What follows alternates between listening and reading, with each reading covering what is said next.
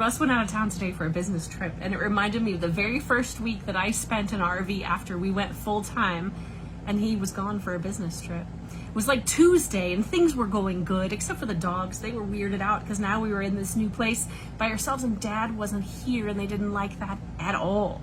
So, 9:30 Tuesday night, I go to turn off the lights in the house, right? So in our rig, there is a one control panel, and that panel controls the auto levelers, the awnings, the lights, the water heaters, the water, but like all of the things are controlled by this panel. So I get up and go over to turn the lights off. It's 9:30, I should go to bed because I've got a big presentation the next day. I walk up, I push the button, it freaking zaps me and goes dead. And I'm like, oh no.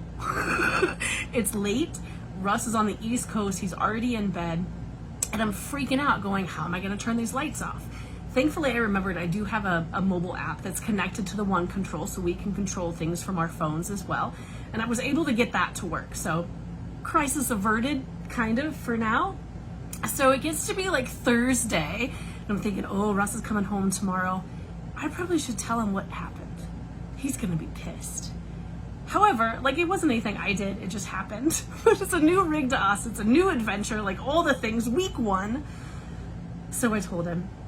Now, thankfully, thanks to some, very, very detailed folks that we were able to find on YouTube, he was able to reset the panel and make it work when he got back. But it's $1,000 to replace. So here's my pro tip for you. If you have one of those panels, always ground yourself before you touch that dadgum button, because you never know what's gonna come out.